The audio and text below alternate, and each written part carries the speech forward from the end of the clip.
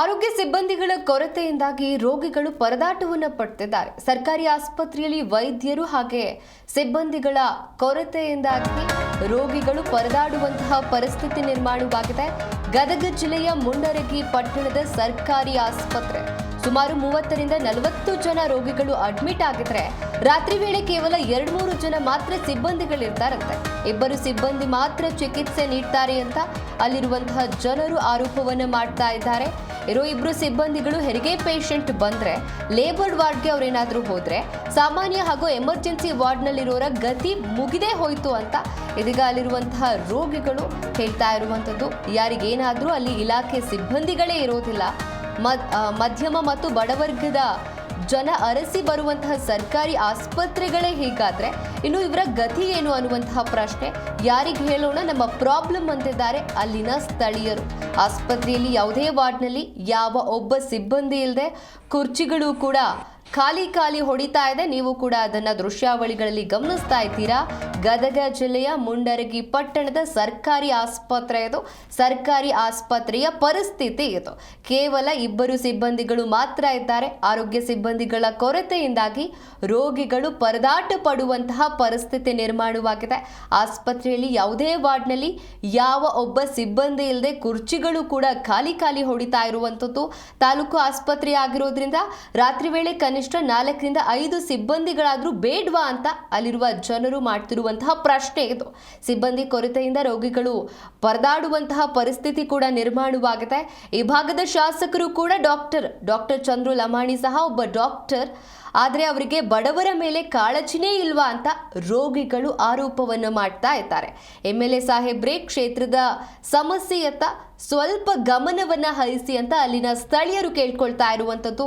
ಏನಾದರೂ ಸಂಬಂಧಪಟ್ಟಂತಹ ಅಧಿಕಾರಿಗಳು ತಾಲೂಕು ಆಸ್ಪತ್ರೆಯತ್ತ ಗಮನ ಹರಿಸೋದಕ್ಕೆ ಒತ್ತಾಯ ಕೇಳಿ ಬರ್ತಿದೆ.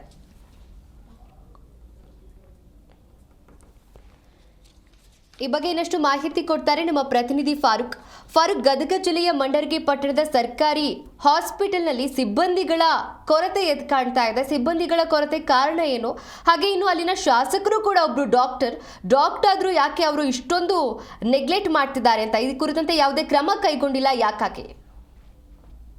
ಹೌದು ದೀಪ್ತಿ, ಗದಗ ಜಿಲ್ಲೆ ಮುಂಡರಗಿ ಪಟ್ಟಣದಲ್ಲಿರ್ತಕ್ಕಂಥ ಸರ್ಕಾರಿ ಆಸ್ಪತ್ರೆಯಲ್ಲಿ ವೈದ್ಯರಾಗಿರ್ಬೋದು, ಸಿಬ್ಬಂದಿಗಳಾಗಿರ್ಬೋದು ಕೊರತೆ ಎದ್ದು ಕಾಣ್ತಾ ಇದೆ ಅಂತಕ್ಕಂಥದ್ದು ಒಂದು ಅಲ್ಲಿಯ ರೋಗಿಗಳ ಆಮೇಲೆ ಸ್ಥಳೀಯರಿಂದ ಆರೋಪ ಕೇಳಿ ಬರ್ತಾ ಇದೆ. ಇನ್ನು ರಾತ್ರಿ ವೇಳೆ ಕೇವಲ 2-3 ಜನ ಸಿಬ್ಬಂದಿಗಳು ಮಾತ್ರ ಇರ್ತಾರೆ.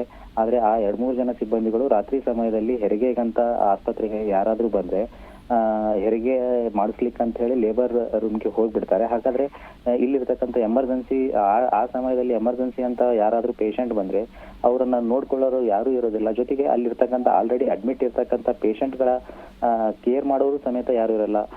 ಸುಮಾರು ಒಂದು 20-30 ಜನ ಏನ್ ಅಡ್ಮಿಟ್ ಪೇಷಂಟ್ ಇರ್ತಾರೆ ಅವ್ರಿಗೆ ಹೆಚ್ಚು ಕಡಿಮೆ ಏನಾದ್ರೂ ಸಲೈನ್ ಹಚ್ಚೋದಾಗ್ಲಿ ತೆಗಿಯೋದಾಗ್ಲಿ ಅಥವಾ ಅಲ್ಲಿ ಏನ್ ವ್ಯವಸ್ಥೆ ಮಾಡ್ಬೇಕು ಆ ವ್ಯವಸ್ಥೆ ಮಾಡ್ಲಿಕ್ಕೆ ಸಹ ನಾವ್ ಯಾರ ಮುಂದೆ ಹೇಳೋಣ? ಇಲ್ಲಿ ಇರ್ತಕ್ಕಂಥ ಸಿಬ್ಬಂದಿಗಳಿದ್ರೆ ಅವ್ರಿಗೆ ಹೇಳಿ ಸಲಹೆಯನ್ನ ತೆಗಿಬಹುದು, ಇಲ್ಲ ಹಚ್ಚಬಹುದು. ಸಿಬ್ಬಂದಿಗಳೇ ಇಲ್ಲ ಅಂತ ಹೇಳಂದ್ರೆ ನಾವು ನಮ್ಮ ಇಲ್ಲಿ ಆಗ್ತಕ್ಕಂಥ ತೊಂದರೆಯನ್ನ ಯಾರ ಮುಂದೆ ಹೇಳ್ಕೊಳ್ಬೇಕು ಅಂತಕ್ಕಂಥ ಒಂದು ಆಕ್ರೋಶವನ್ನ ಕೂಡ ಅಲ್ಲಿ ಇರ್ತಕ್ಕಂಥ ರೋಗಿಗಳು ವ್ಯಕ್ತಪಡಿಸ್ತಾ ಇದ್ದಾರೆ. ಜೊತೆಗೆ ಈ ಭಾಗದ ಅಂದ್ರೆ ಶಿರಟ್ಟಿ ವಿಧಾನಸಭಾ ಕ್ಷೇತ್ರಕ್ಕೆ 3 ತಾಲೂಕುಗಳು ಅಂದ್ರೆ ಮುಂಡರಗಿ, ಲಕ್ಷ್ಮೀಶ್ವರ, ಶಿರಟ್ಟಿ 3 ತಾಲೂಕುಗಳು ಬರ್ತಿರೋದ್ರಿಂದ ಈ ಭಾಗದ ಶಾಸಕರು ಅವರು ಕೂಡ ವೈದ್ಯರು. ಆದ್ರೆ ಈ ಭಾಗ ಮುಂಡರಗಿ ಭಾಗಕ್ಕೆ ಏನಾದ್ರೂ ಅವರು ಸಮಯ ಕೊಡೋದ್ರಲ್ಲಿ ಅಥವಾ ಕ್ಷೇತ್ರ ದೊಡ್ಡದಾಗಿರೋದ್ರಿಂದ ಈ ಕಡೆ ಗಮನ ಹರಿಸೋದ್ರಲ್ಲಿ ಏನಾದ್ರೂ ಕಡಿಮೆ ಆಗ್ತಾ ಇದೆ ಅಂತಕ್ಕಂಥದ್ದು ಕೂಡ ಸ್ಥಳೀಯರಿಂದ ಆರೋಪಗಳು ಕೇಳಿ ಬರ್ತಾ ಇರುವಂತದ್ದು.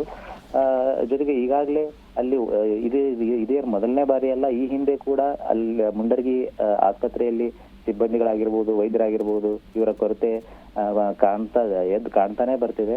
ಆದ್ರೆ ಈ ತನಕ ಕೂಡ ಶಾಶ್ವತವಾಗಿ ಯಾಕೆ ಶಾಸಕರಾಗಿರ್ಲಿ ಅಥವಾ ಸಂಬಂಧಪಟ್ಟ ಆರೋಗ್ಯ ಇಲಾಖೆ ಅಧಿಕಾರಿಗಳಾಗಿರ್ಲಿ ಯಾಕೆ ಒಂದು ಶಾಶ್ವತ ಪರಿಹಾರಕ್ಕೆ ಮುಂದಾಗಿಲ್ಲ ಅಂತಕ್ಕಂಥದ್ದು ಸ್ಥಳೀಯರಿಂದ ಒಂದು ದೊಡ್ಡ ಆರೋಪ ಕೇಳಿ ಬರ್ತಾ ಇದೆ ದೀಪ್ತಿ.